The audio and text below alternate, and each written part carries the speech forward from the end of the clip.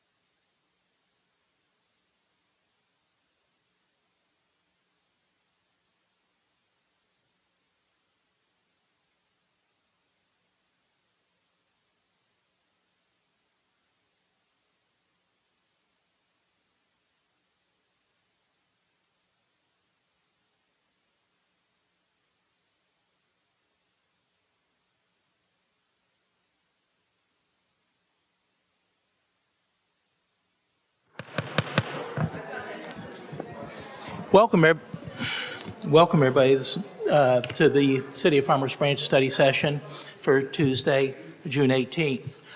Due to the large number of people that are here this afternoon, and I think I know why, we're going to go a little bit out of order this afternoon and go straight into item C2, which is receive an update from the Trinity River Authority of Texas regarding the rehabilitation and replacement project and site acquisition at the southwest corner of Luna Road and Valley View Lane. We're going to hear a presentation first before we open it up for citizen comment. I have everybody's forms. There's somebody who's wishing to speak and hasn't turned in their form. Please give it to Fire Chief or one of our staff, and they'll give that to us. So with that, Perla, you're up. Perfect. Good evening, Perla Tavera, Director of Economic Development, Tourism, and Planning. I am here to introduce Tom Davies. He is a Deputy Executive Manager for Trinity River Authority of Texas, and he will be doing the presentation today, and we will be here to assist if anything is needed. Tom? Thank you. Thank you. Name and address. I'm Name sorry. and address. My name is Tom Davies, 5300 South Collins in Arlington. Mayor, Council, thank you guys for having us this evening. I think we obviously have attracted a little bit of a crowd today, and I think hopefully I can make everybody a little bit more at ease about what TRA has planned here, because I don't think it's quite as exciting as some people would like to think that it might be, which I think would be a good thing. I'll just give a little quick background of who TRA is, just so everybody knows where we fit into the city and how we work with the City of Farmers Branch and have for many years. And then I'll get into the project, and and then more specifically we'll talk about where the project's gonna, what is involved in the project, and then more specifically about the land acquisition for the construction staging area. So TRA's been around a long time. We're a regional authority. We provide wastewater and water services to wholesale to 24 cities and entities in the Dallas-Fort Worth area.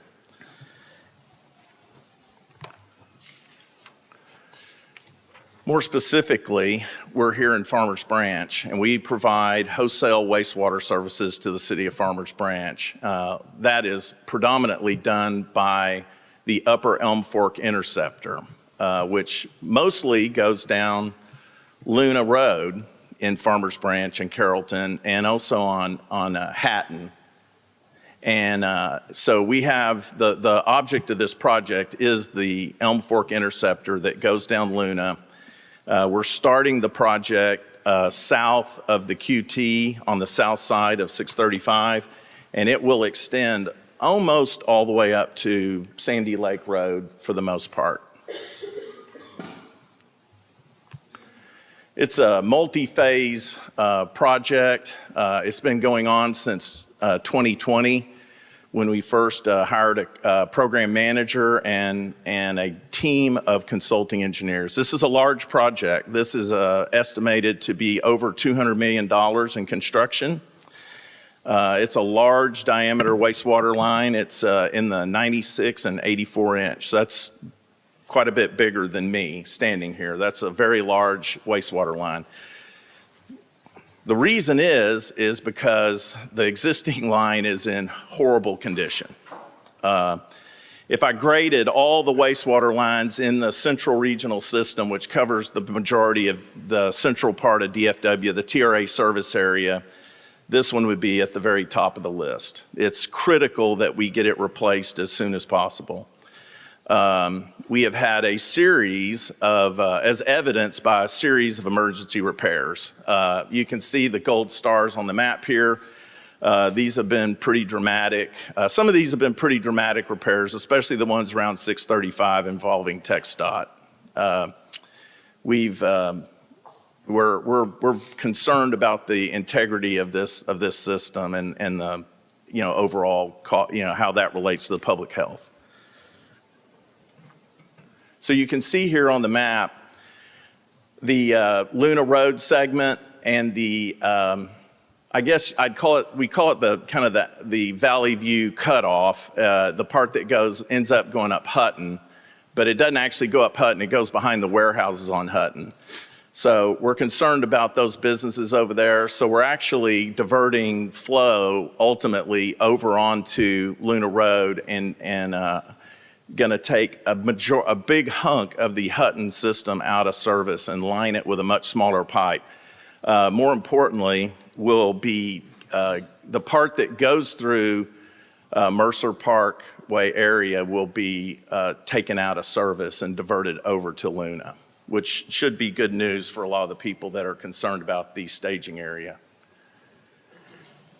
A little more into, just to give you some pictures here of what it looks like inside this pipe. That is actually not pipe, that's the tunnel liner that the pipe used to run through, and the pipe is actually gone. This is under 635. So you can see we have a little bit of a ticking time bomb here with trying to get this replaced.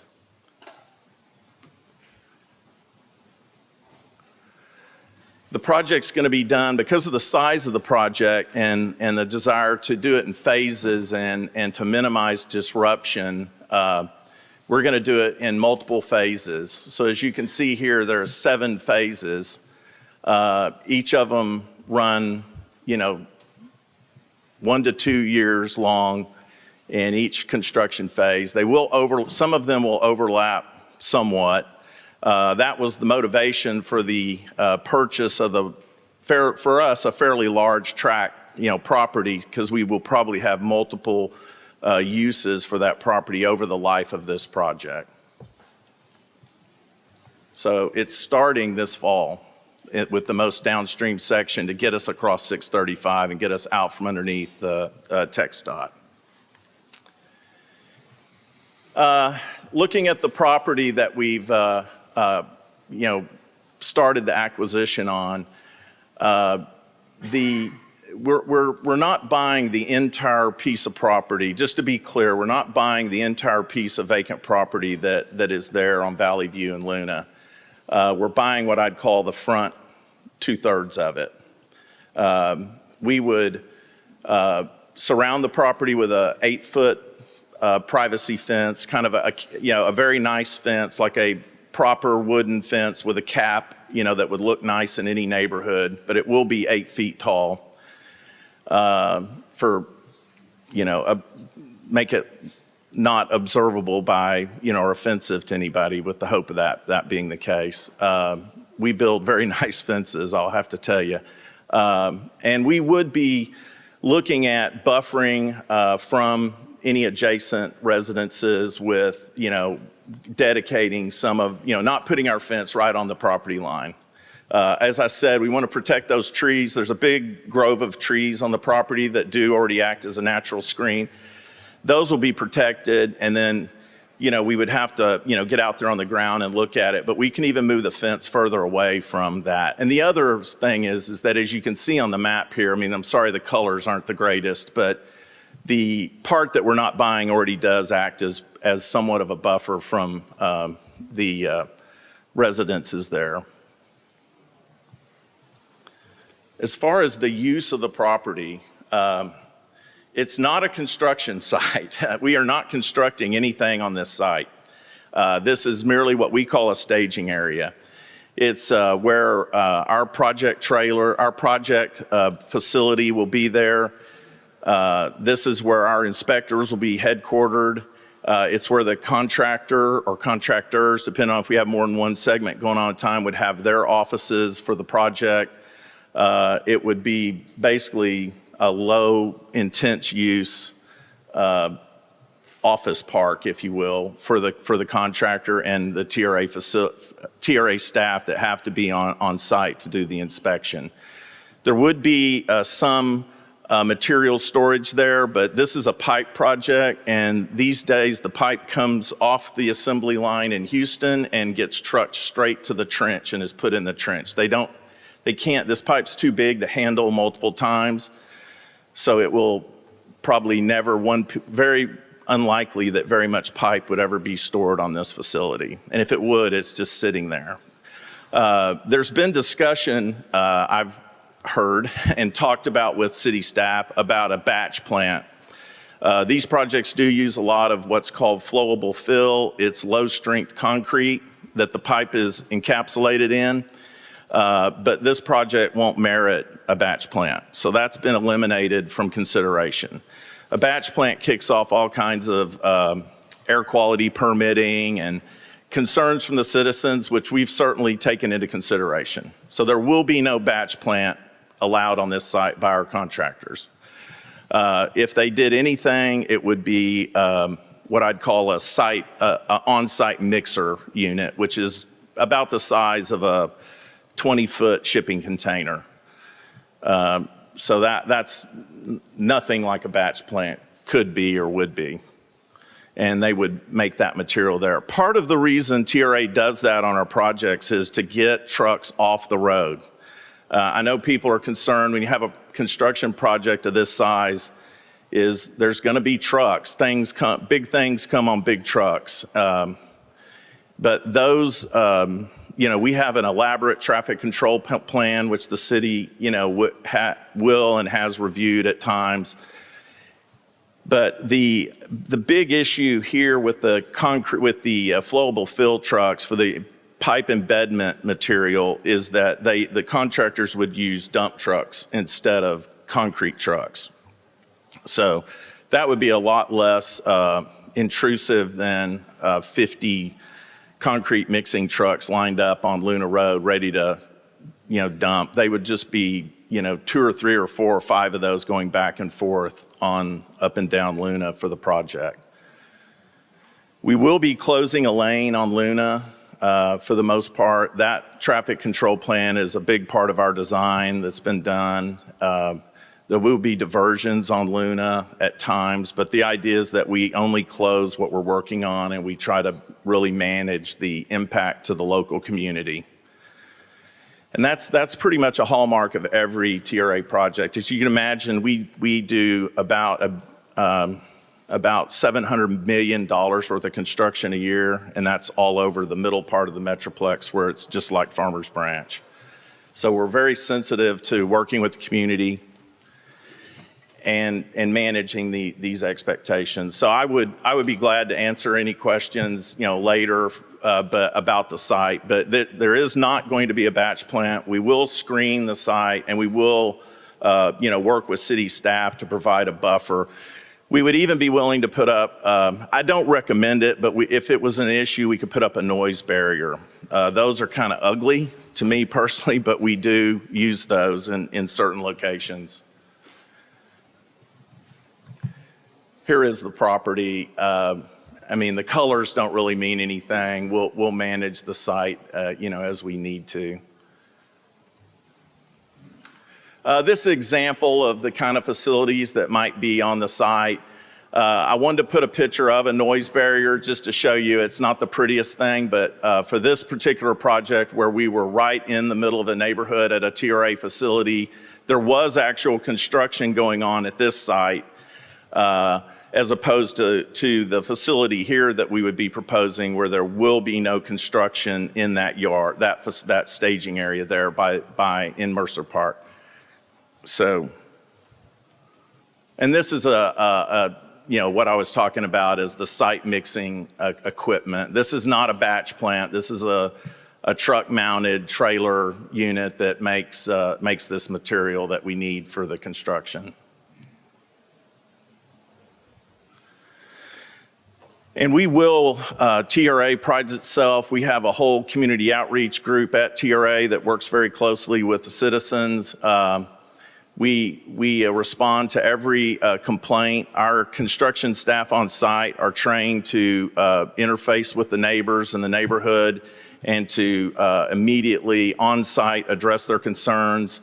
But at the same time, people in our office, managers will be on call as needed to take care of any issues we have with the community. And we pride ourselves on, getting along with our cities, getting along with our customers, getting along with the the people in the community. We will notify people in the area when traffic disruptions, so we'll manage the whole traffic disruption thing. That'll be done through the city of Farmers Branch, through your staff, working closely with them, and Carrollton as we move north with the project. And that's the presentation, short and sweet. Glad to answer any questions you have. Thank you for the presentation. I'm sure council's going to have some questions, and then we'll let citizens speak. But, you know, I guess first of all, I guess I'm just going to make general comment. Sure. I'm sort of mad as hell that this is even happening in our city.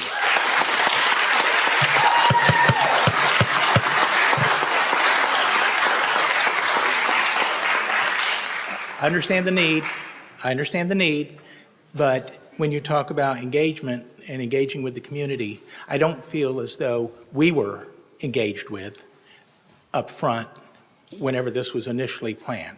Maybe I wasn't in office, but I just learned of this a few months ago and was not even certain on all the details. Even some of my own staff, our staff,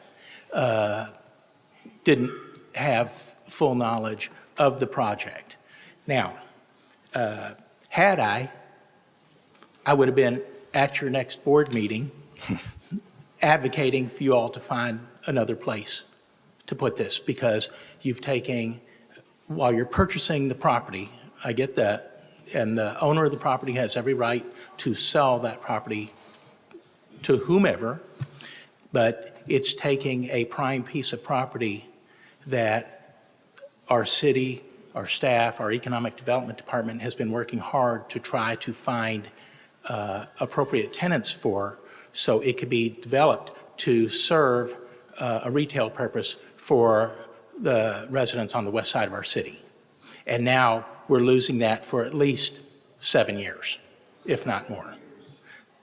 That is an economic hardship on the city of Farmers Branch. I appreciate that.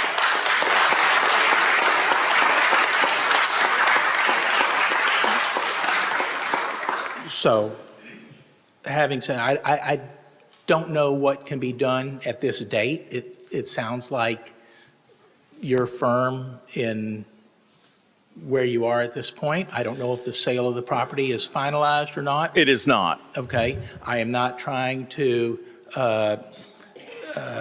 sabotage any effort in that regard, but I am curious because there are other locations in the area.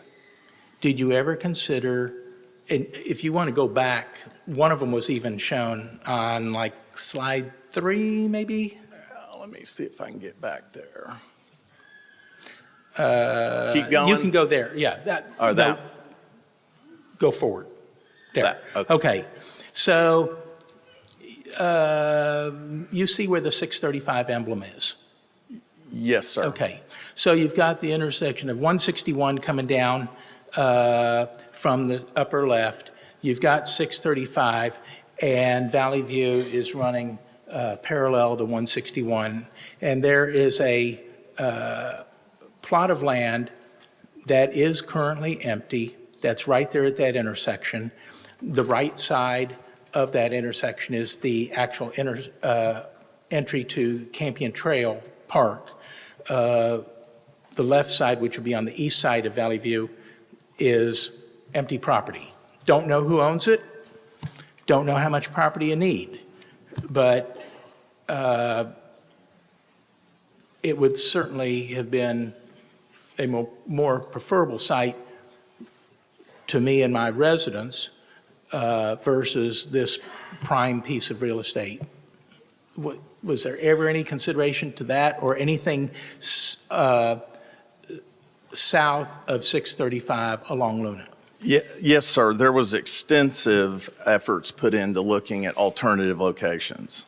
Part of the problem was some of them were not, we weren't, there's some environmental issues on some property that was almost begging us to put it there. But when we investigated them, it wasn't allowed. There was some there was an extensive, sometimes the seller was not willing. And we were not, for this type of acquisition, we were not going to use condemnation. So TRA can condemn just like the city can, and we did not want to go that way. We had a willing seller here. I can't speak to his motivation, but he was a willing seller. So I had a willing seller, I was a willing buyer, and I needed a place, hopefully on Luna, to lessen my impact on, running around through the area with, doing what we are going to be doing on this project. Okay. So I can't speak to specific pieces because I can't point at them, but we have looked, I promise you, we have looked extensively. I've not looked that far away, I believe. We've just been made aware of another property, but it's what I would call a prime hotel location. And so we were, we tried on several pieces of property, the sellers were not willing. Well, not only do we have homes in the immediate area, but we also have senior housing, Yes, sir. okay? Dust being stirred up, vehicles driving on this property, whatnot. I know you're saying. Can I address that? Well, Because I think there's an finish. assumption that it's going to be like a construction site, and it's not. I am worried about the air quality for seniors that live in that area. Sure. Who might have respiratory issues. Understand. And other residents who live in single-family homes. Right.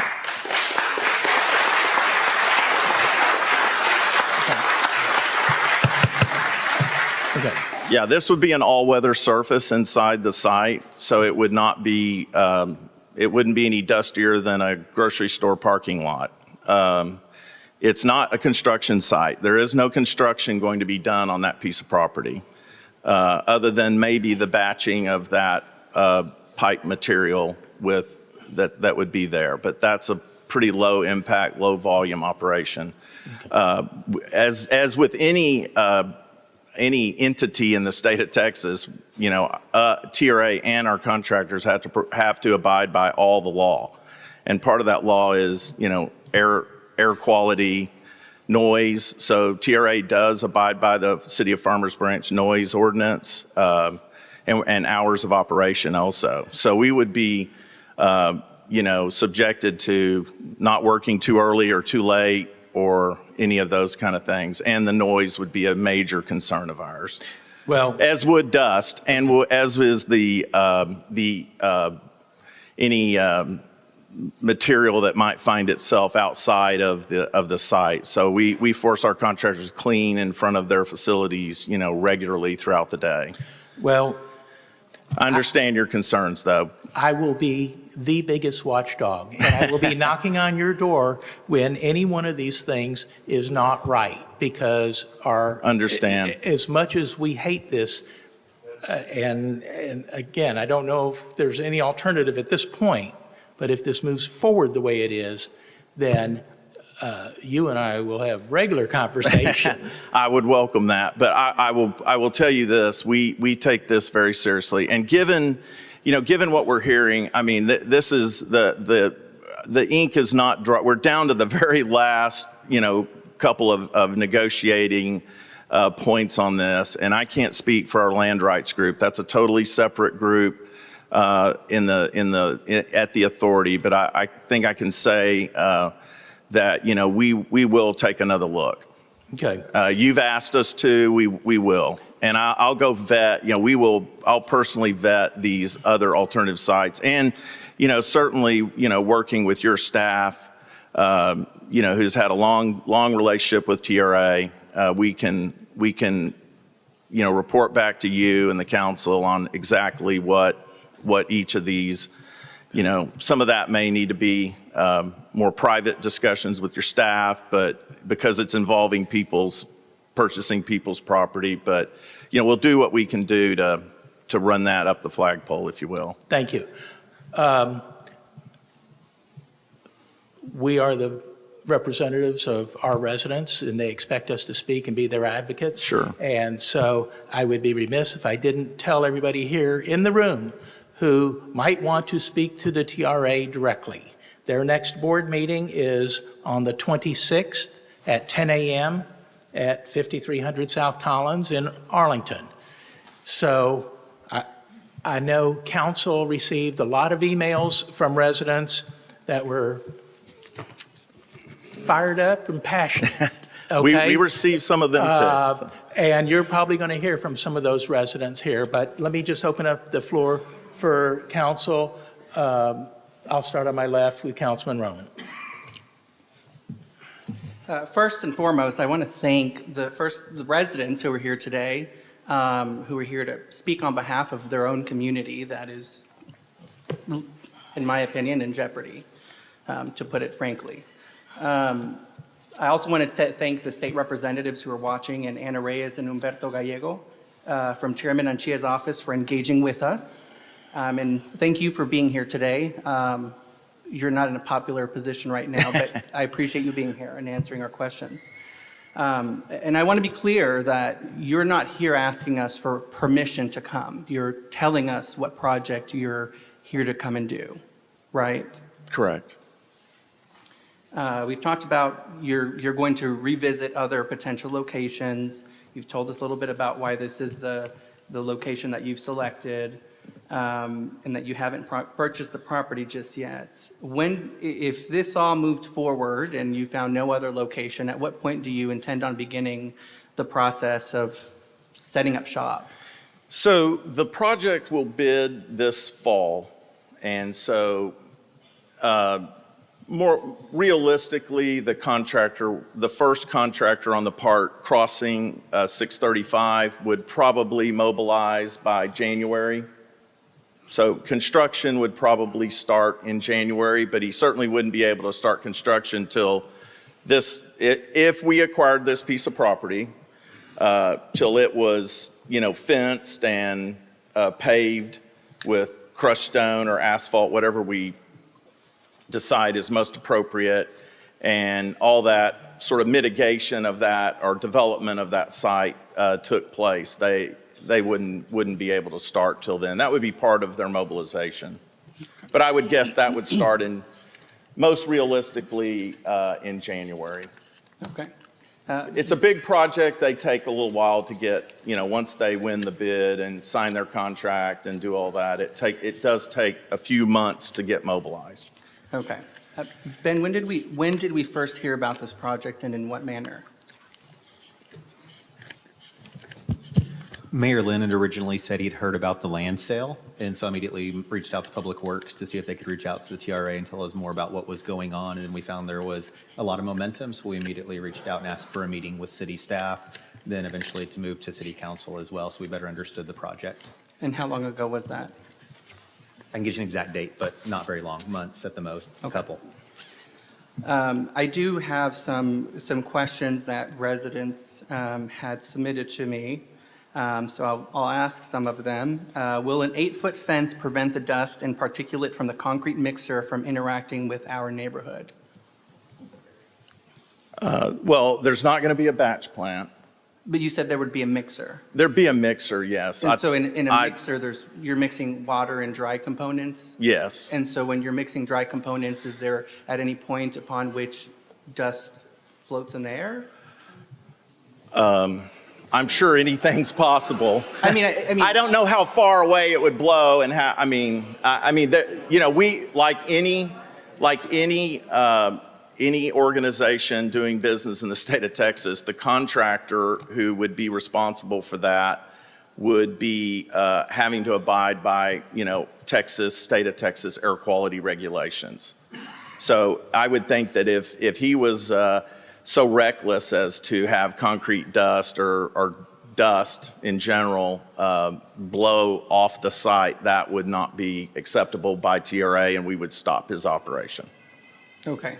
But you've done projects like these before, Sure. where you've had mixers. Yes. And in those situations, what has occurred with the mixer? I wouldn't say that I've ever seen dust, but for one reason, all the materials are extremely moist.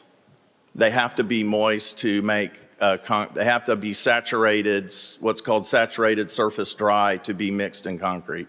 Okay. So there's a lot of dust control that goes on with that before it's even commenced. Okay. And will this facility be utilized 24/7? No. Okay. No, we would abide by the City of Farmers Branch hours of construction, hours of operation that are your ordinance that you created. And what kind of noise and light pollution would people experience?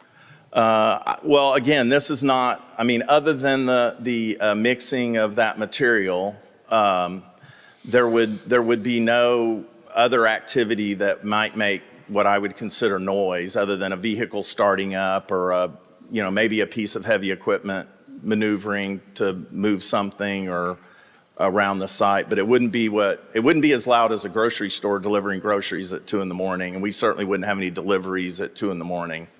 So I would compare it to, I would say it would be relatively quiet.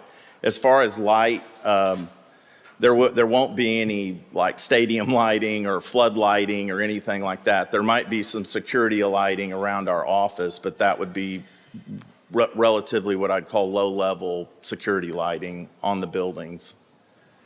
And how many structures on the site will be over 8 feet tall? I can't speak to exactly how many at this point. Will I would there- guess Will there be any 8 feet. over 8 feet tall? That's not very tall. Most of them would be over 8 feet tall. Okay. There's not going to be, there'll be a complex of what I would call temporary job trailers, which are actually relatively nice and fairly expensive temporary facilities. But the idea of the 8-foot fence is that you won't be able to see them. And how will the Now, TRA? if the fence is going to be close to where you're standing, you won't see the facilities inside the fence. So. How will the TRA deal with particulate that spills from trucks on the way to and from the site? If it was, something that obviously spilled from one of the trucks taking delivery, I'm sure the contractor would immediately move to clean it up. Okay. And now earlier I had said that, I think this is sort of jeopardizing our community, and you kind of made a face. And I think maybe part of that is because you don't have the context of what many of these residents, including myself and Mr. Reed, who live out on the west side, have experienced. So I wanted to paint the picture for you. This community is fairly young compared to the rest of the city. In fact, the first few residents started moving in late 2018, 2019. When we all bought our homes, including myself, we were sold not just a home, but more importantly, we were sold a community with appealing amenities such as vibrant parks, shopping, restaurants, trails, and so forth. Instead, so far we have a community pool that has been under construction for almost a year and a half and still not open, walking paths interrupted by constant construction, incomplete sidewalks, unsafe pedestrian crosswalks. Our city park has been delayed multiple times by no fault of the city.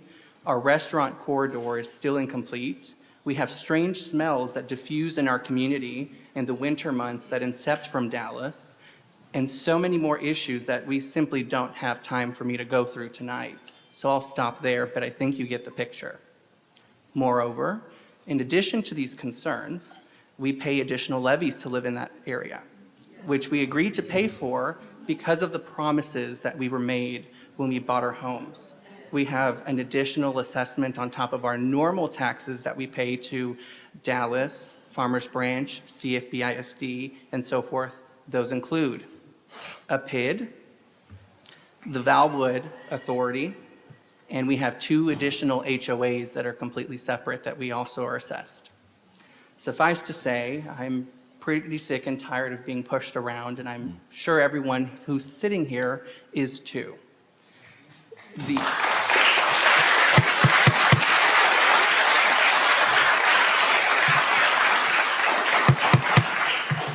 The only hope that we had in remaining in this community was the promise of retail in this community. This was going to be the heart of the Mercer Crossing community, where residents could shop, build relationships with their neighbors, and have an amenity to be really proud of. Now, you're here, to add to the lengthy list of problems that we already experience, to destroy the hope we had in retail coming, to bastardize the vision that we had for our community, and to dismantle the foundation of what makes a close-knit and small community in a small town unique and lively. That's what we've been going through. And so that's why we have so many residents here. And if I had to, out of just my experience of watching city council meetings 3 years prior to getting elected and then being on council for 2 years at this point, this has been the most number of people that we have ever had at a city council meeting. And I hope that you take that, and by the way, there's more people that couldn't be here because they're working, some of which have provided me what they would like for me to share with you. But I hope that you strongly reconsider taking your project somewhere else, because I can tell you that this community, and as long as I'm here in my seat, we're not going to stop.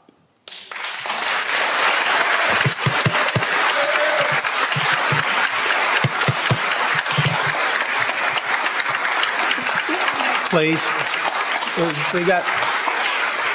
We have a lot of information to get through, so let's. And the last thing I will say is that, Mayor, I'd also like to request an executive session to discuss a legal matter with our attorney regarding this matter.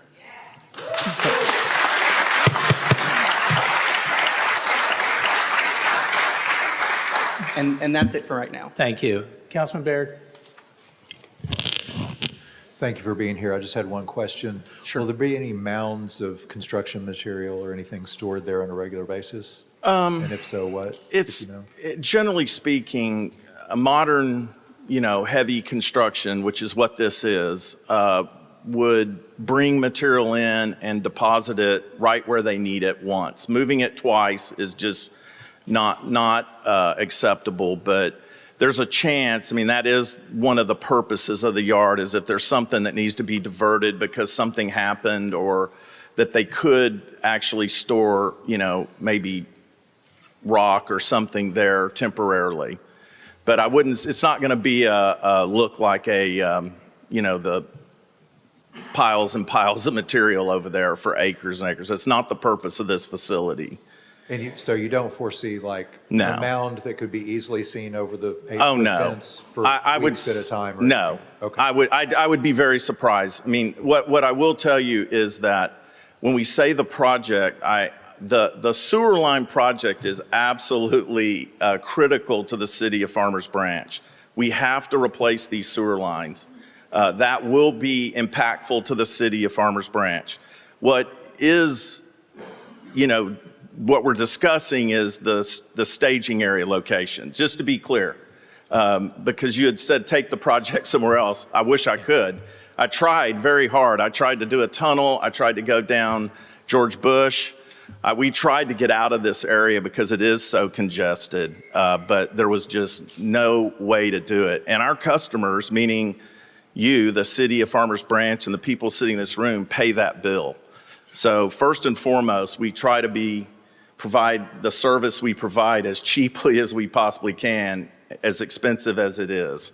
But that was part of our motivation for trying to keep everything close to the site and lessen our impact. But, just to respond to you, I would say that message heard loud and clear. The deal is not done. And that, I can't necessarily speak to what our land rights group will tell me when I have a phone call with them later today or tomorrow morning. But, my recommendation would be is that we take another look at a more preferable location, even if it is a little bit further away, and use the city to do that. So, because I don't, we don't need to, you don't have, I'm not sitting here waiting to be convinced that that's not the right thing to do. So, message heard loud and clear. So, if that helps anybody here to feel, like TRA is trying to listen. We do projects all over the Metroplex, and we do respond to citizens, and we do read all the emails that we received today, just like all of you did, I'm sure. So, we want to be good stewards of your money, and we want to, fit into the community. So if that means our contractor has to drive a little further to do what he's got to do, it'll be in the area. But we do need a staging area of some circumstance. So How much area, how many acres do you need? this one is a little on the big side, but we thought the seller, we're kind of stuck with what the willing seller was willing to sell us. And so, that was where we were sort of buying what he was willing to sell us. And of course, we won't keep it. It would be sold back, but it is a long time, I'll admit. And so we don't need this much land, is to answer your question. I could probably get by with half of that at the most. I mean, I could easily get by with 4 or 5 acres instead of, 10 or 12, whatever this exactly I think is. that site is 21 acres total, if I'm not mistaken, but, I think we're purchasing half of. okay. We're not buying the back half most adjacent to the gatherings. All right. We're buying the front Front. half that mostly, Yeah. the Luna Right. half, not the gatherings part that's behind that. Okay. Councilman Reed? And part of that was to create a buffer. Yeah. So, Thank you. I want to thank you for being here today. I don't envy your position. I want to definitely echo what the mayor and Omar had said. I received, and I'm sure many on the council did as well, about 100 emails from concerned citizens just from that area. sure. Not to mention all the Facebook traffic that was going on. So I think a lot of the points have been brought up, a lot have been discussed. I'm sure if we've missed anything, it'll come up during comments. Couple of small questions I had. If it does move forward, where are the entry points? Where are the entry points? That's highly, that would be worked out between, city staff, staff and TRA and that's an area where, we could, work together more closely and make sure it was as low impact. I mean, we would think coming off of Luna would be the wise thing. So that we were right there on the project. And just so everybody knows, the sewer line is mostly on the western half of Luna, the southbound side of Luna, and we're trying to stay where we only impact one lane at a time as far as where the actual pipeline goes. But it is a quite large pipeline, so it does have a pretty serious footprint. Okay. And when you were saying trucks going back, do we have an idea of how many trucks on a daily basis? Could you? Depends on what's going on. If they're delivering pipe, they, there might be 1 or 2 trucks full of pipe. At this size of pipe, they will probably lay 100 feet, which would be 4 or 5 pieces of pipe a day, maybe 200 feet on a good day, but it is going to be very difficult construction with a lot of utility conflicts and a lot of things in the way. Our normal mode that we work out with the contractors is that we don't let them just rip the whole street up from end to end. They only try to impact so that we keep the businesses that we're interfering with up and down Luna open as much as possible. Okay. I mean, they should be open 100% of the time. It's just as far as easy access goes, it would be, we try to limit the high impact we have on businesses. Okay. And the trucks are, what, about the size of a regular? And just a normal tractor trailer? flatbed semi hauling, and that most of them would have like 2 pieces of pipe on it. This is big enough pipe. It's not going to be stacked up. It'll be 2 big pieces of pipe on any given truck. Okay. And on the site itself, you had said construction is planned to start in January on the pipeline? Yes, sir. So when would construction on, if they were to move forward with this site, which hopefully they don't, when would construction on that site start? So what board are we trying to go to with the award, December board? So as far as construction around that site, that's a board. Can you come up and? No, we're talking about just construction in general. That's okay. At the lower end. Go ahead and come up. Yeah. What board are we trying to make the first award at? December board? We are hoping to make October board, but it's dependent on, we're obviously acquiring several easements for the project, and what's urgent, so we're pushing as quick as we can. So October is the soonest it would go to our board. So if it awarded in October, that's why I said a January start. So they would start, to answer your question about working on that, it would be, they would have to have that site set up before they would even be allowed to start construction. So that would go first.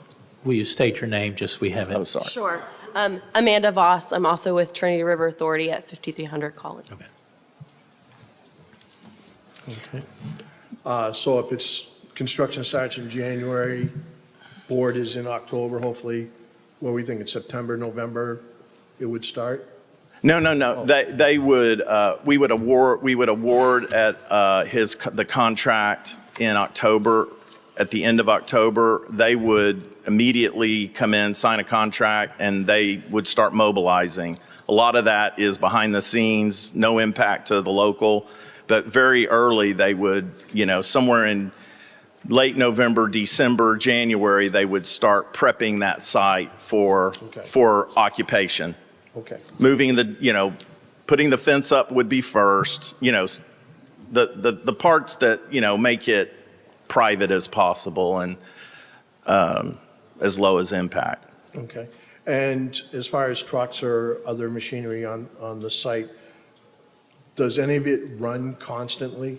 So like if a truck gets there, does it stay running? Does it shut off? How is that from a noise perspective? So no trucks would normally be coming to the staging area at Valley View and Luna. The truck traffic will be going to wherever they're constructing along the pipeline route up and down Luna. Okay. And then ultimately over on, Hutton. All right. But a major part of this is, as you can see up here on the map, the line that goes through the gatherings, flower garden, vegetable garden area, and by their greenhouse, that line is going away.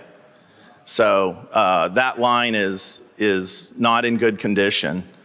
And so that line will be abandoned, and that right-of-way will be turned back over either to the city or the property owner that gave it to the authority in the first place. Okay, and just so everyone knows, there's no excavation No. If we abandon the line, we actually fill it full of a lightweight cement material, and then it's left in place. It's too.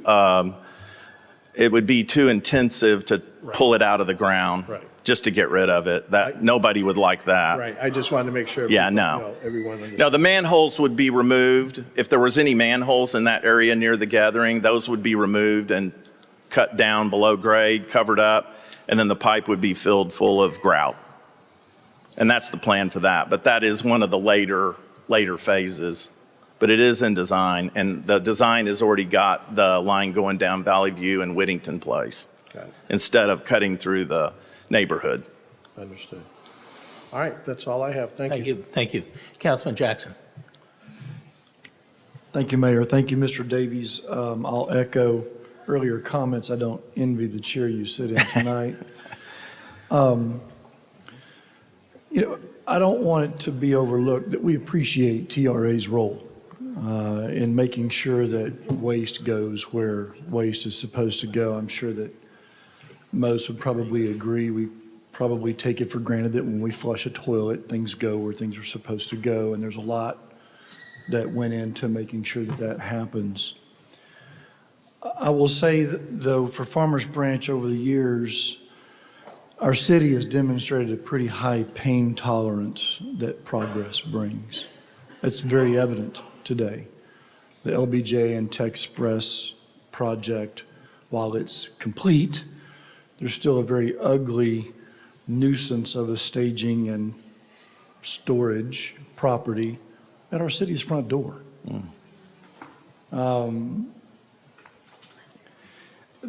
This would cause all kinds of incompatible disruption to a residential neighborhood. There may not be trucks or big trucks or heavy equipment traveling these paths, but the vehicles and the traffic are not residents of our city and our neighborhood. And so that would be disruptive to the neighborhood. This is a storage facility that you say there were few other options. One of the other options you mentioned said that there were environmental challenges. Did you say there's only going to be one mixing truck? It's about 20 feet long, or the size of a storage Yeah, container? I think that's Okay. what we've used, that's what we've seen used on similar sized projects in this immediate area, was Okay. that kind of an operation. So that's why we've basically said, no to the batch plant Right. concept, and that would be a preferable way to go. We have to have that material to embed the pipe safely. Sure. So I would rather it come in raw material and be made there and trucked a few feet, rather than coming in nonstop parade of concrete trucks, Yeah. ready-mix concrete trucks. Those are a lot harder on the road than a normal truck. Right. And they move slower. They're the thing we get the most complaint They about. drop things. Yeah, concrete comes out of the back of them. That's why we were trying to get rid of them. That's always been perceived on all our projects as a major positive. So if we're talking about a site that's only got one mixing trailer, truck, whatever you call it, the surface is not dirt, it's a hard surface. Yes, sir. And the rest of the structures on the property, if you will, are basically nice, expensive mobile home offices, right? They're effectively like temporary job trailers look like mobile homes. Ours are all pretty much brand new for a job this long, and this we take quite a bit of pride in those facilities. So what about those things, the new trailers and the one mixer that was an environmental concern with the other property? It was the property that was an environmental concern, not what we were doing. It's an Understand. impacted, what's the designation? I can't recall, we looked at two different sites that had federal environmental cleanup class on them, I forget the actual. Okay, I think your staff was familiar with them as well, and they were instantly eliminated, as we couldn't even use them temporarily. We were like, we'll pave it in concrete and use it, and then pull the concrete up when it's done. That would be perfectly acceptable to us, right. but it wasn't an allowable use. There's So a- it was nothing to do with TRA. Okay. There's a lot of space under bridges. The highways have been built, 161 or 190, whichever one it goes through there. There's a lot of space under these highways where potentially those could be staging sites, and they're certainly away from residents. Sure. Have you looked at those? We have looked at, generally speaking, yes, TRA is effectively a state agency. TxDOT is the big, the 10-ton elephant in the room of Right. state agencies. They don't treat us any differently than they do Farmers Branch. So we don't normally gravitate toward interacting with TxDOT any more than what we're having to do to get across 635 there. And that's been a mountain of an effort on behalf of our engineering team. But like I said earlier, till the ink's dry, this is not a done deal. We message received loud and clear. We will revisit this intensely in the next few weeks. Yeah. So I don't know that we have time, but I think what I'm hearing is that this is just not an accepable place. Right. And that's exactly what I want to. Yeah, I mean, I like I said, I don't have the authority to speak for our land rights group, but I think, there's plenty of TRA representatives here that, besides me, can convey, what we've heard tonight. So we're not tone deaf. So we'll pivot as much as we possibly can and find a better place. Thank you. Well, as Councilman Roman said earlier, very eloquently, the west side didn't exist not that long ago. Right. I grew up here, and I know what all that land looked like and the industrial buildings that were over there. And today, it's something that Farmers Branch can be really proud of, because the rest of Farmers Branch is pretty old, Yeah. right? And this is a whole new community over there where hardworking, average people have made substantial investments in a lifestyle. That lifestyle includes retail and restaurants and entertainment and family activities, not construction sites or staging storage sites. Sure. And that piece of property that TRA is looking at is dead center in the heart of this community. So I know that I'm maybe sounding a little bit repetitive from my peers up here and those in the audience, as you can anticipate, but I'll just close by saying this is unacceptable. Thank you. Thank you.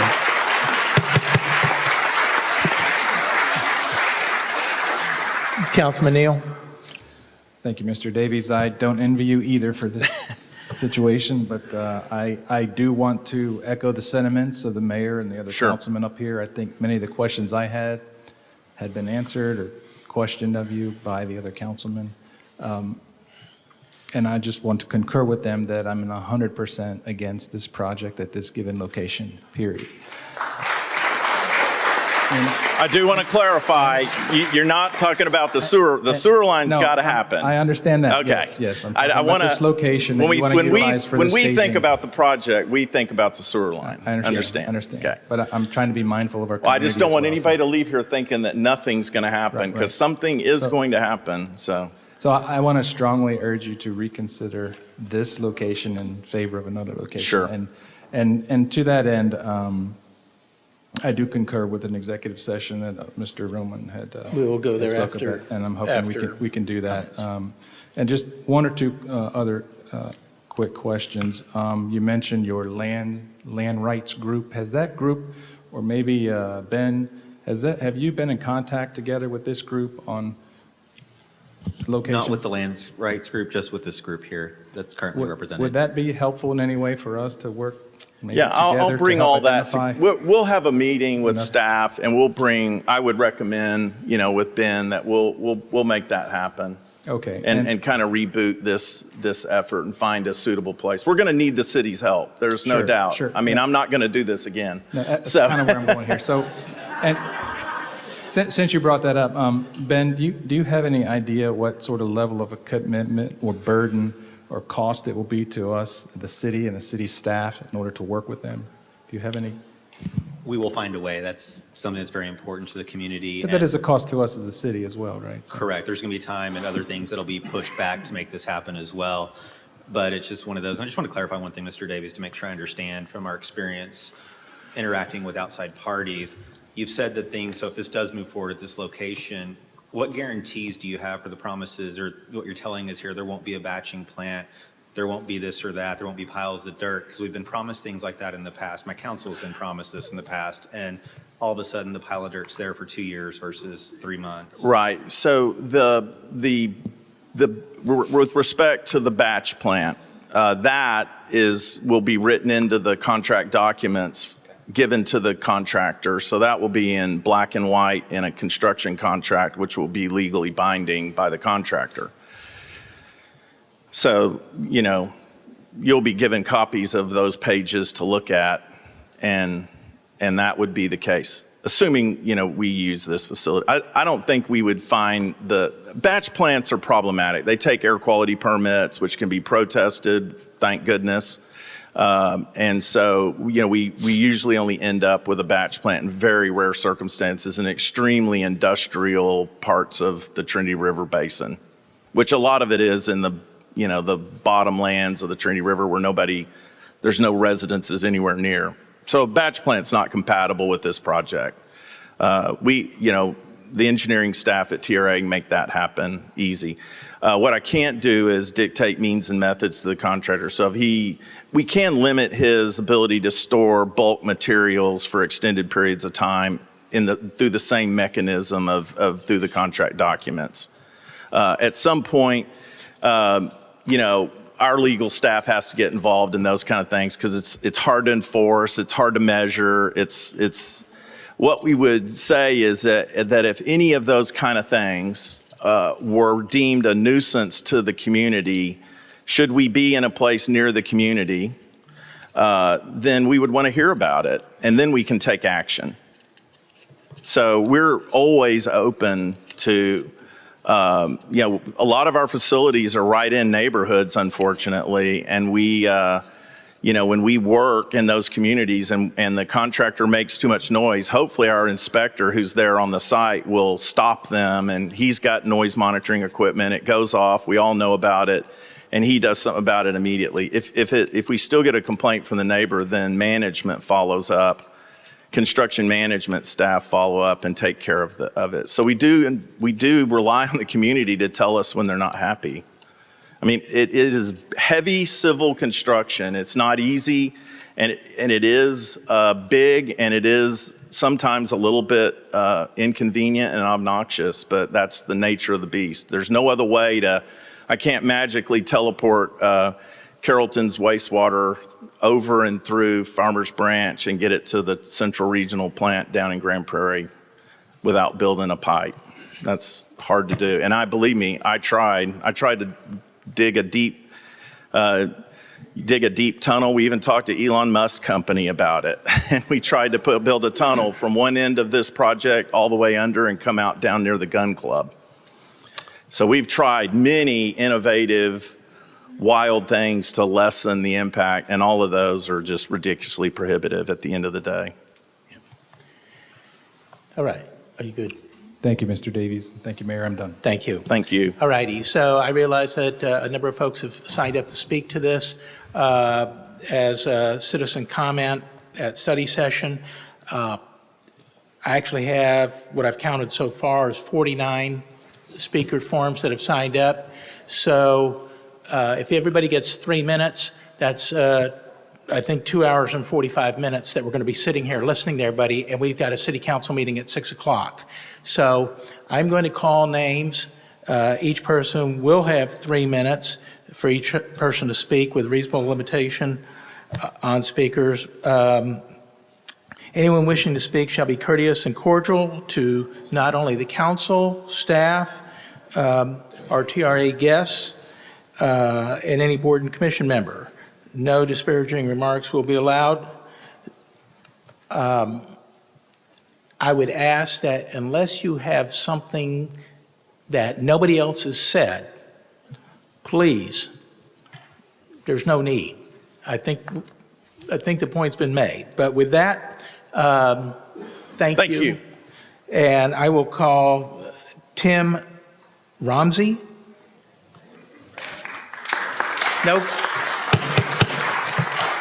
Let's refrain from the clapping. I want to keep this moving orderly. Thank you. Tim, got 3 minutes.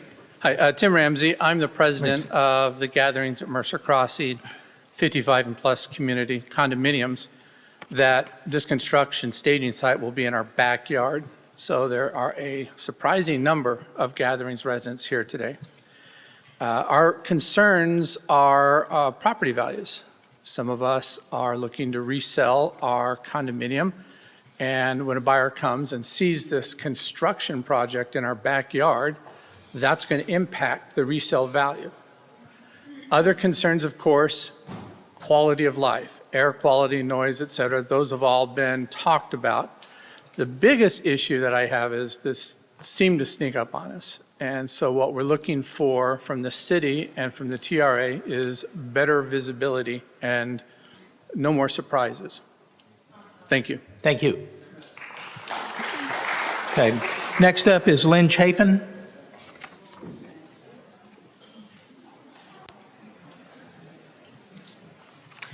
Thank you, Mr. Mayor, Council, Mr. Davies, wherever he went, bless his heart. So, I also serve the gatherings. I'm on the board of directors of the Condominium Association, and we do have concerns. And Omar, thank you very much for so eloquently talking to a lot of those. Now, on the 8-foot fence, that's great if you're in a one-story unit, but if you're on the second, third, or fourth floor looking at it, an 8-foot fence does not accomplish much of anything. I know about the gas line that runs under the gatherings property. I had no idea that anybody was talking about filling it in or touching it for that matter. I'm grateful that TRA is going to do this project because we definitely need it. Our issue and our concern is where the staging area would be. And if we look at zoning, they're going to follow zoning ordinances, but they're not going to follow the zoning of what that property was to be used for. And we have a very big concern about that. It's going to affect our property values. It's going to affect our tax dollars. You're going to get less because our tax values are going to be less. In terms of communication, we got an issue with communication. Clearly, if you guys did not know about it until so very recently. And I will tell you that I have emailed everybody at TRA, and most of those emails have been returned blocked, not addressee unknown, blocked. So communication is, in fact, a problem. I think the issue that we've got is that none of us would have bought our homes had we known that this was coming in that section that is really right next door. I share a property line with that. And that's where it's going to be for us. So thank you so much for listening, for having them today, for giving us this opportunity, and for going into executive session and talking about what can be done to make sure that this is happening somewhere else for their staging area. Thank you so much. Thank you. Appreciate it. Thank you. Julie Lanier. Julie Lanier.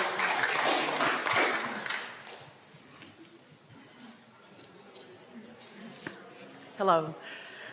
I guess I have questions. Was this parcel of land originally part of the master plan community owned by the gentleman that it was? Okay. And what is going to happen if this acquisition takes place to the land after they're finished with it and vacate it? You don't have to answer that. But we did buy into a master plan community, and this is similar to putting in a steel mill or a junkyard or a strip club in our neighborhood instead of the things that we were promised. That's all. Thank you. Next up is, I'm going to butcher this, and I apologize in advance. Aneth Sirimala? I'm sorry. Hey everyone, this is Anand Sirimala. So I live in the Mercer Crossing community. So talking about this, we talked about the senior living right in the next door, right? We also have an elementary school on the east side across the street and a couple of Montessori childcare centers on the west side of the street. And if this project goes through, it would cause a lot of trouble to all the residents, the kids, and the senior citizens. And like close to 1,000 families live in the Mercer Crossing area.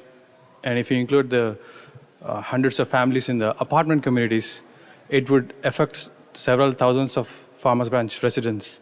And I request you all to take some measures to, make sure this doesn't happen. Thank you. Thank you. Next up is Jason Ennis. Jason Ennis. Here he comes.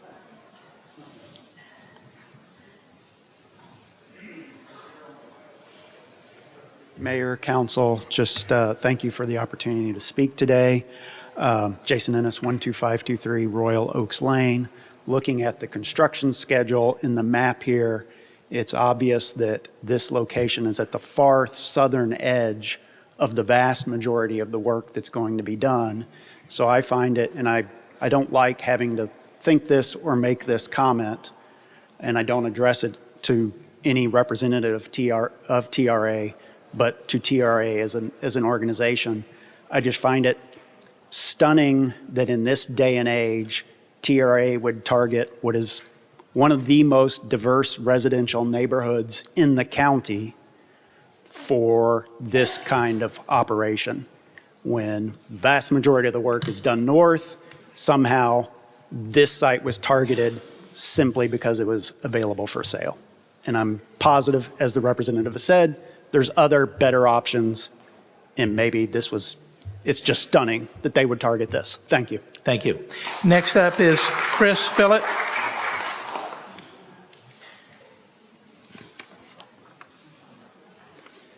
Hi, my name is Chris Phillip. I'm an OBGYN who resides in Mercer Crossing community.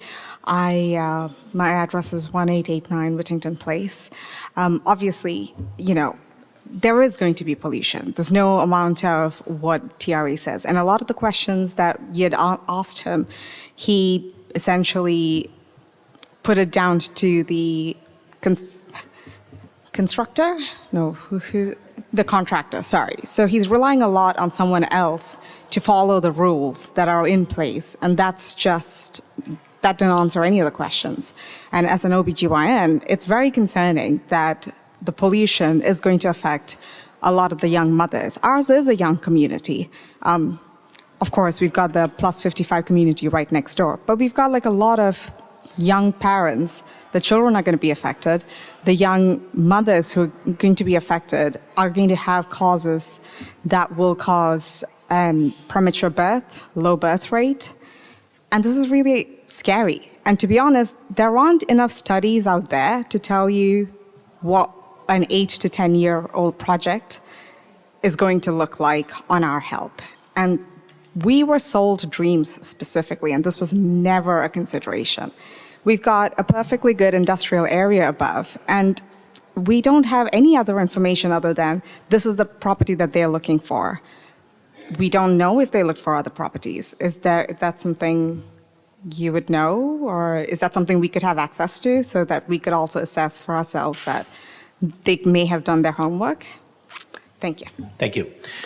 Next up is Benjamin Flores. And just a reminder, when you do come up, please state your name and address. Benjamin Flores. Brendan Taylor.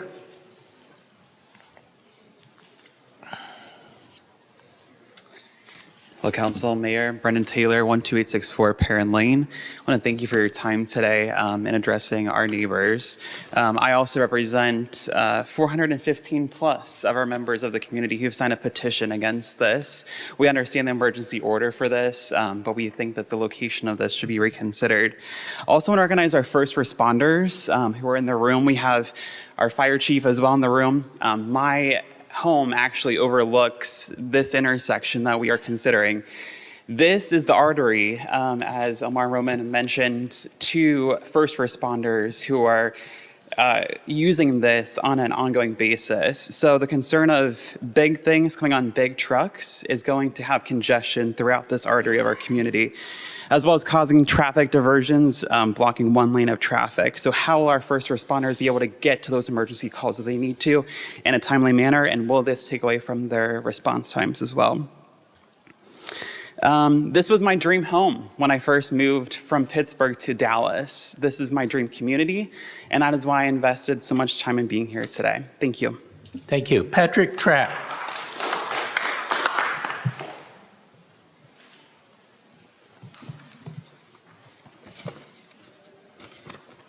Good evening. I'm Pat Trapp, 1750 Brighton Place, Farmers Branch. The thing I want to touch on here is the zoning. The corner in question is zoned retail. Anybody else that were to buy land and attempt to do anything on that property would have to conform with existing zoning ordinances. Why is this entity, because it's a government agency, exempt from those regulations that any other landowner would be subject to? I'm sorry, but this is a nation of laws. Don't we all? Don't we all follow the same set of laws? And aren't we all subject to the same laws? Are they exempt from the laws because they're a government agency? Thank you. Thank you. Joshua Smith.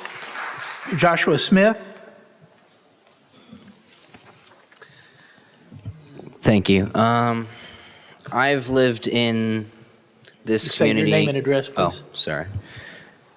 My name is Joshua Smith. I am 18 years old. I graduate high school in 2025, and I have lived here since I've been a very small child, and I've grown up and seen a lot in this community and been through a lot in this community.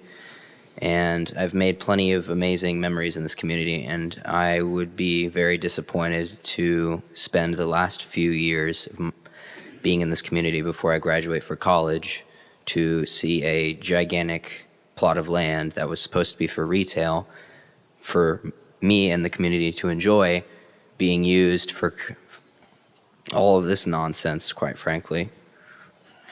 And it just really kind of disappoints me that we weren't told anything about this until like right up until now. It just like I feel like there should have been more communication, definitely. Thank you. Thank you.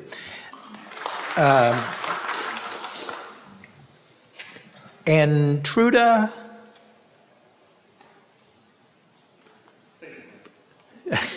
Thank you.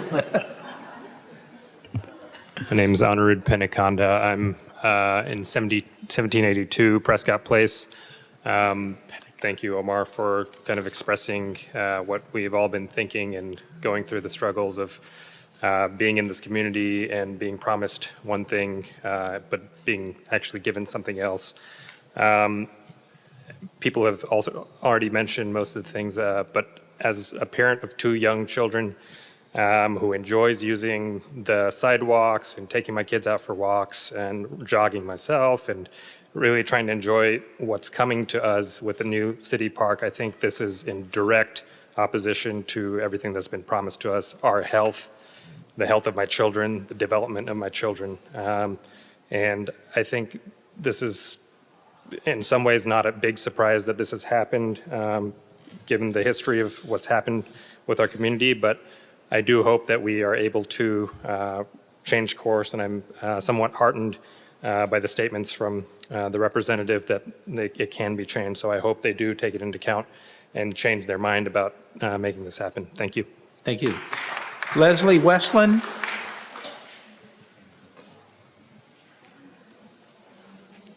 Leslie Westland, 1813 Landy, and Mayor Lynn and City Council. Thank you very much. Omar succinctly expressed all my bullet points that I had, so thank you very much for that. I think Tom Davies has left, but my plea was please look for a new location. And all I want to add is nobody talked about Valley View on the east side going to I-35, what a mess that is. And if they are on this plot of land, there'll be lots of trucks going probably from 35, and it'll just make that congestion much more, I think, going down Valley View. So thank you very much, Council. Thank you. Nicholas James. Good evening, Nicholas James, 1715 Harlan Avenue. Thank you to council and to the mayor. One of the benefits of living in Farmers Branch is that I feel like I have an accessible form of government here, so thank you guys for always being accessible to us. I get that the sewer project has to happen. That was made very clear to us, and it's obviously something we want to have happen. My concern is when I chose to move into Mercer Crossing, I made an investment in PD 99. I made an investment in something that councils before you guys had spent a lot of time designing, and perhaps some of you on this council have spent a lot of time fighting for as we've dealt with the developer and challenge after challenge, as Councilman Roman mentioned. I would like the city to strenuously explore every legal option available to enforce zoning, to preserve PD 99 the way that we all invested in it, to preserve our master plan community, to consider the tax loss that will happen when people start moving out and then people don't want to move in and pay the same prices because of the construction that's happening there. I think if you look at the map that's still here on the PowerPoint screen, if you look north, south, east, and west, there are industrial uses all around. And to allow this staging area to be in an area that was planned for retail, that is surrounded by thousands of residents, it's a totally incongruous use of that land.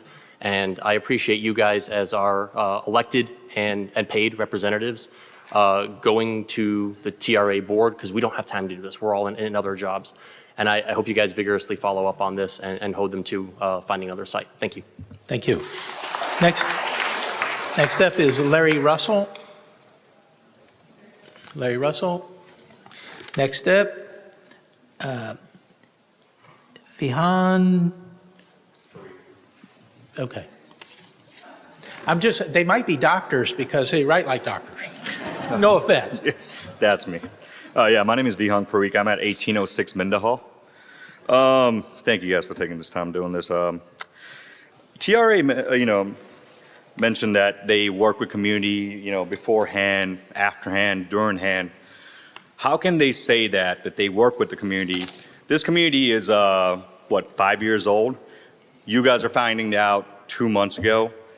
Common folks like us just found out a couple of weeks ago. So how can you say that you are working with the community? That's, I don't want to say the word, but that's BS. This has been in place since 2020. So yeah, clearly communication sucks here.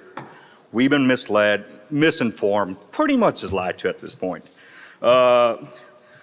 You guys mentioned, so on any type of work site, I've been in construction before, there's always going to be issues. There are always going to be some form of accidents. You guys are going to hold the contractors responsible. That in itself is going to create a communication barrier for us. We have to reach out to the council. We have to reach out to our representative, who then reach out to TRA, who then reach out to their contractors. This time lag in itself is going to cause issues. I find it really hard that the TRA rep never really fully answered the question about why they couldn't work with TxDOT. You mentioned that they could have used the land under the bridges, one of many bridges that we have. The quote was that TxDOT is a 10-ton elephant. Are we not together worth fucking 10 tons at this point? Sorry. I mean, seriously, are we not worth that? Is it because we're, individual who can just be pushed around at this point? Fucking hell. Furthermore, blocking of the lane, Valley View and Luna is already a cluster. Just getting through this every day, day in, day out is already a problem. And now there's going to be lane closures. There are going to be easement problems. There's going to be trucks there parked on the side of the roads. Mind you, that doesn't include any accidents that are going to be there. There was a plot of land that was mentioned that the TRA rep said that there will be environmental issues. What about us? What about community issues? Has this never crossed their mind? Can't say that it has, because if it had crossed their mind, this would have came up a lot earlier than some 2 months ago. So yeah, that's what I have to say. This is bullshit. I'm out. Thank you. Next up is Abidi Desai. Abidi Desai. Hi, thank you, everybody. My name is Aditi Desai, and my address is 1766 Brighton Place. We were probably the third home in the community. So we've been here since the community was built, and we've seen, thank you, Omar, for representing our concerns, because we've seen what he talked about being pushed around for a very long time. And what I want to mention that hasn't been mentioned is that I take my daughter to school via Luna on Valley View, and there's already congestion on Valley View and 35. This is going to cause another 15 minutes in the morning just by traffic alone, and that is unacceptable. If one of those lanes is going to get blocked in the morning, there's going to be school traffic that gets increased, and so I just want to voice what you mentioned. We will not stop. Thank you. Thank you. Kaiko Mashwani? Was I even close? Maybe the last name. Hi, my name is Kanika Maheshwari. I live at 12965 Avery Lane. Thank you, everyone. Thank you, Omar. Thank you, Terry, for bringing up our concerns. I was one of the first few residents who moved into Kensington, and I've had a lot of construction, a lot of dust going on. I still get a lot of dust, and I have to clean a lot. My concern is that while TRA is saying that they do keep an eye on the pollution level or the air quality, they have not mentioned exactly how they do it, how do they work on it, what are their levels, whether those levels are as per what we are acceptable to with the senior citizens, with the kids. I want my kids to live longer, me to live longer, and not have any health issues. So request everybody to actually move to another site. Why are you within the residential area? Move to the industrial areas. That makes more sense. So that's all I want to say, and thank you so much. Thank you. Thank you. Next up is Rinkesh Desai.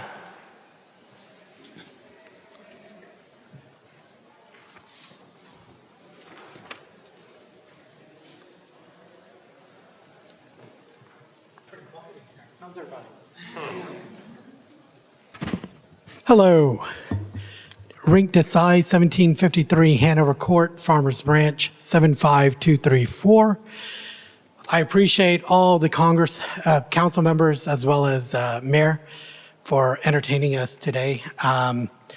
Director, TRA, appreciate you for being out here and talking to us. I know you don't have to be here, but you can see the number of residents that have come out, and primarily because there's an issue, because we have 980 homes, and I am one of the presidents of the Mercer Crossing West Residential Association. And from an association perspective, this is not something we really want for our area. As the city council probably is already aware, we have Omar as well as David Reed, who are also living in the residence. So the question is, what is the next step? What can we do? And I'd like to extend out our help to the Trinity River Authority of Texas to see how we can help you find other properties, other lands that are available within the area that you're looking for. There's something we can do to work together to make that happen, and we move away from our residential area, or tell us if there's another alternative option, right? And what we can do to help you find that alternative option. Also, in terms of what we're paying from a PID perspective, you're going to have residents come out here and say, hey, look, we pay a lot of taxes. We pay a PID. The PID was a property improvement district. The idea was this is a master planned community. We were going to have these 5-star hotels, a boardwalk that was supposed to be immaculate, like unbelievable, right? And even where the property that you guys have purchased, there's a sign that says, you know, this is where you want to live, play, and eat. Well, can't really do that on a construction site, even if it's just trailers and trucks as well. So this kind of defeats the purpose of what originally was planned for the area. And I'd also want to point out the fact that, like, I'm not sure from a zoning perspective, I didn't hear much about this, but is the area not zoned for retail? And if it's zoned for retail, are they able to do this type of construction or this type of land usage that the team is planning on doing? And the last item that I wanted to mention is because of the duration of time that we're doing it, there's a road diet project that's also in plans with the number of vehicles that we're going to have. I know you said it would be, 4 to 5 vehicles, but is that per hour? Is that per day? Or like, what does that look like? I think there was some, just an understanding of what we should expect as we move forward. That's all I had. I appreciate everyone's time. Thank you so much for having me. Thank you.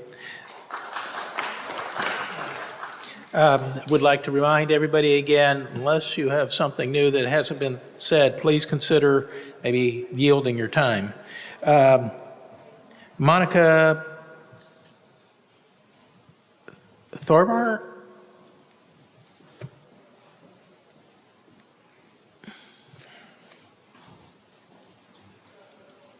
Hi, I'm Manimuri Monica Teber. I live in 1763 Hanover Court, Farmers Branch. Thank you, Mr. Terry, and thank you, Omar, for concerning all our Mercer Crossing community issues. As he said, we went through so much, and we don't want to deal with this new one again, especially with the health problems and the sound problem and the traffic problems. I hope they understand and make a right choice, and I hope city help them find a new place. Thank you. Thank you. Shelby Tomsey?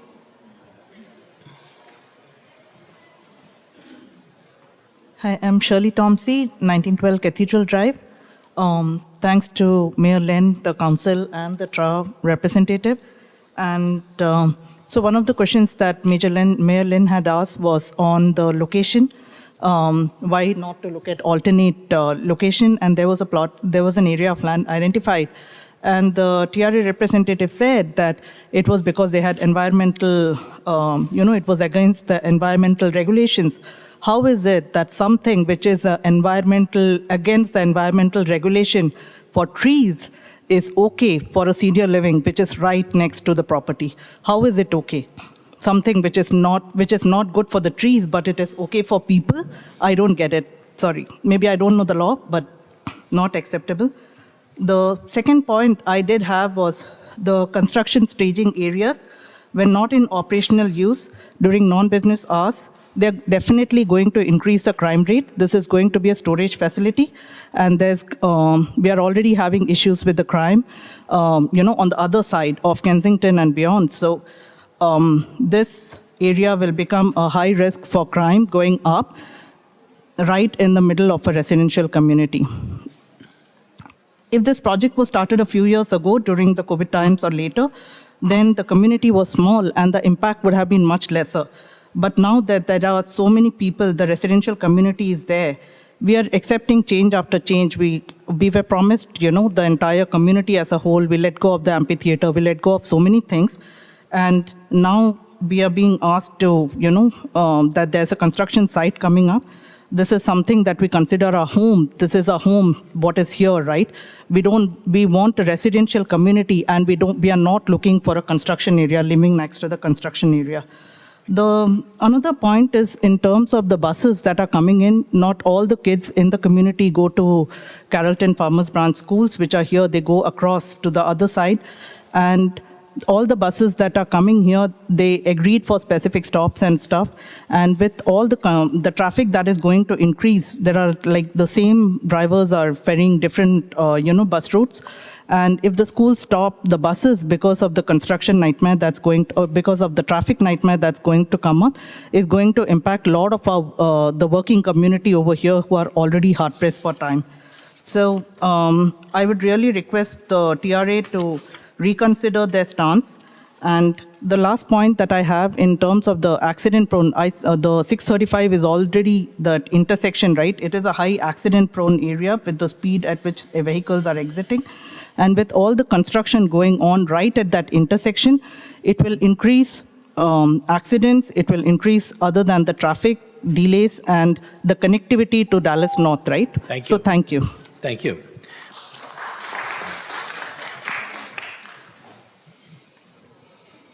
Deborah? Yes. I'm Deborah Malvo. I live at 1423 William Way in Farmers Branch. Thank you, Mr. Mayor, and thank you to all of the councilmen for listening to us. Thank you, Mr. Davies, for coming out and giving the presentation. I have a couple of comments. One is, I know, and I'm going to use Mr. Davies' words when he walked up here and said that, trust me, this isn't that exciting a project. Mr. Davies is being asked to live next to a construction site for 8 to 10 years. So you can tell by the turnout, this is pretty exciting for us. And then I would also add, I looked briefly on the Superfund list to try to find out if there are any designated sites in our vicinity that are on the special list. And I did not see any in my quick look, but I'm sure that folks from your office, the city manager, might be able to better find an alternative spot. The other question I had to do also with zoning, and I know that eminent domain can be exercised in certain circumstances, but I know that there are, and I'm not an eminent domain expert, but I know that there are the governmental agency that's trying to exercise eminent domain over private property has to overcome certain burdens or prove that all of the impacts. And I would be curious when you're meeting in your executive council session if what they're doing would qualify. So those are my main comments. And I hope that you would reconsider the location. Thank you. Thank you. Neil Patel. Thank you. Neil Patel, 12174 Hess Drive. Thank you, Mayor. Thank you, City Council. Thank you for expressing all the sentiment that we all agree with. Thank you, TRA and the representatives for being here. I know we all agree on the same goal as we want to improve our sewer system. And I know the site is not what the storage facility is not, what you concerned about. So I think the win-win solution here is let's move the site. And it looks like, looking at the map, that, there's some location, there's some strip of land on Beltline and Luna, which, might be a possibility. So that's one suggestion. And it looks like that the construction is going to move up eventually north. And maybe hopefully you're starting on the south end. And so if we can do that part as quickly as possible, that would be great, so there's less impact to the community. And then it would also make sense for the storage site maybe to be located more up north, because eventually that's where the construction is going, and it would be more efficient that way, and not so much staying on the south end for 10 plus years when the construction is going to be going more on the north side, and then that remnant stays in our area and impacts us. So that's all I wanted to say. Thank you. Thank you. Next up is Olivia Owen.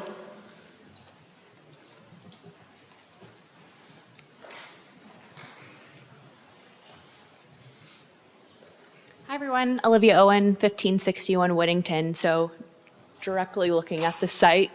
First of all, thank you for replacing the pipelines. I think we can all agree it's what we want to do, so thank you. My brother is actually a pipeline civil engineer, and I asked him a little bit about what he thought about this. Something he uncovered was, I think we've talked about the air pollution. According to the air quality permit for concrete batch plants, I'm not sure if this is exactly the same thing, per the Texas Commission of Environmental Quality, the minimum requirement is 1,650 feet away from a residential area. So I'm just wanting to make sure that that has been looked at, just to ensure it's compliant.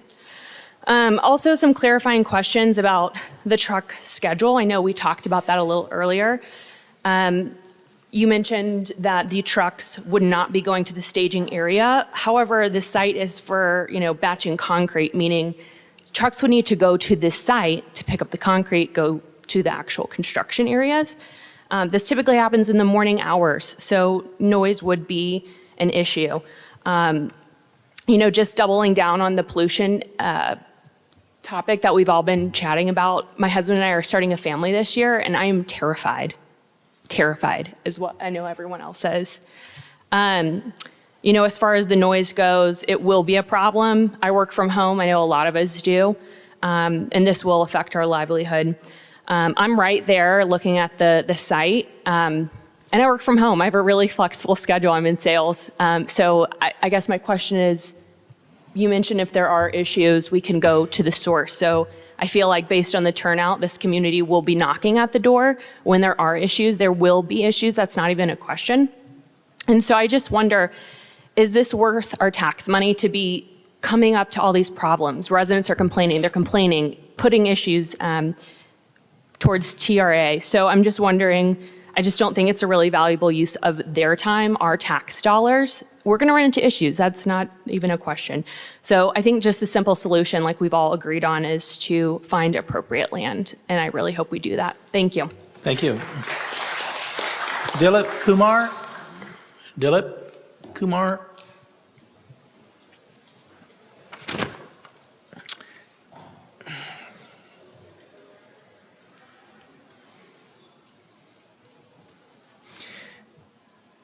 Kodaha Vadapalli,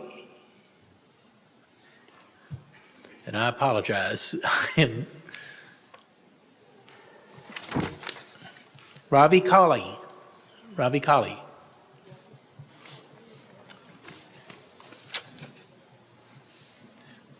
Surinder Chintapalli.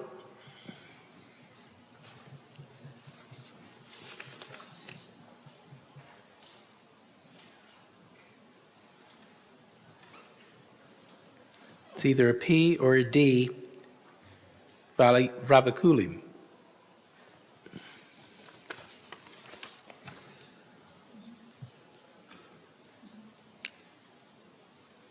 Shankar Patil.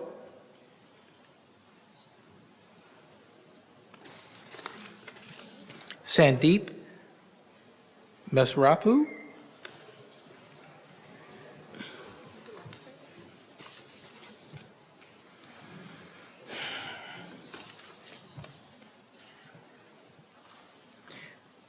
Sairam Atala.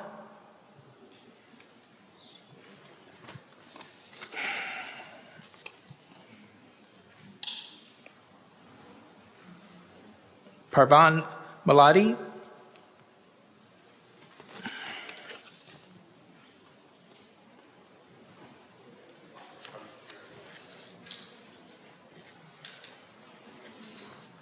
Jagan Rao.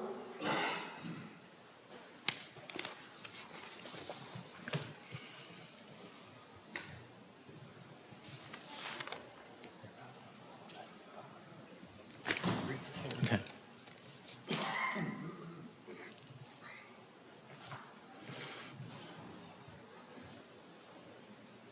Preetha Gunasarian.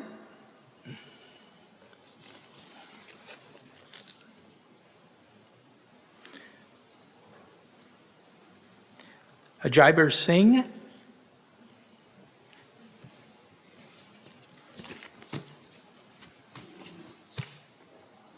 Good evening, everyone. I'm Ajabir Singh, 1669 Ashington Trail, Farmers Branch.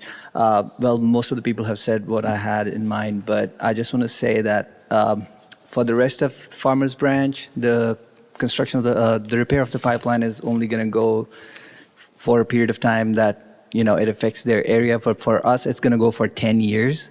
That's a pretty long time. A kid who's like 6 years old today is going to be 16, graduating high school, leaving home for college by the time this construction is over.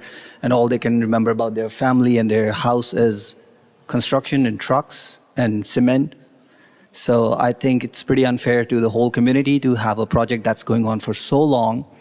And I'm just disappointed that we were sold a promise and then we are getting this construction site which actually feels like, falling off 30,000 feet and the airline telling you put on your seatbelt and hope you survive, So I don't think this is fair to anybody here.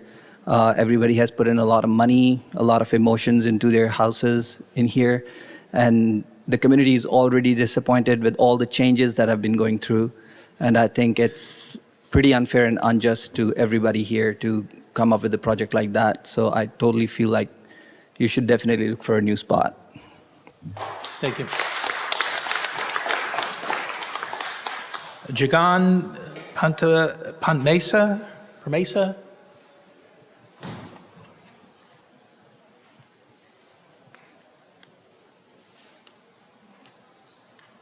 Javeed Khan?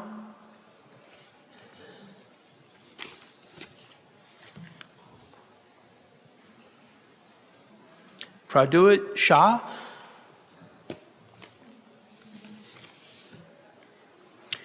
Sydney Wagner?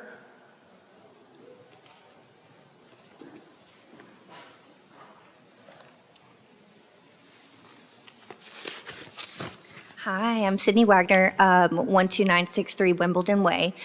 A few things that haven't really been addressed are the children in the community. I have a 5-month-old, almost 2-year-old. Omar actually came to my 1-year-old's birthday in our community. We built our house, or we closed on our house the literal week that I gave birth. They attend Steam Spark, just right across the way from where this construction site's going to be. They're outside multiple times a day. They play. We've been longing for and waiting for the sidewalks to be completed so we can walk to school every day, but right now we drive. Having a lane closure right there is just going to add more chaos. I know that's already been addressed. Just like everybody else has mentioned, that we bought into a master plan community, and this was not part of the plan. But as hard as City Council and us are fighting for TRA not to be there, I want to see you guys fight just as hard to put retail in that space. And by everybody, as hard as we're looking for other places to put the TRA, let's find retail to go in that space as well. Thank you. Thank you.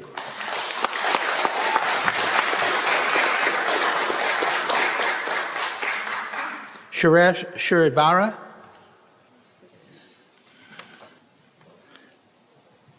Kumar Manos?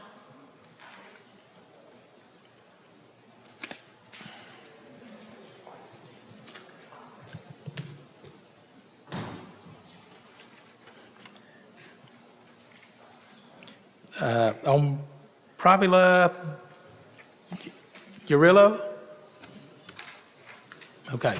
That concludes our number of speakers. First of all, let me just say I apologize for butchering anybody's name. Please don't hold that against me. Some people also learn how to print better, but I did the best I could.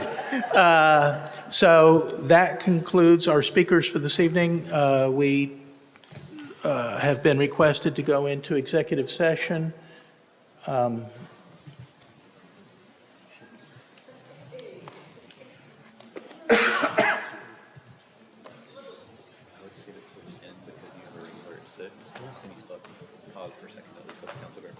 Okay.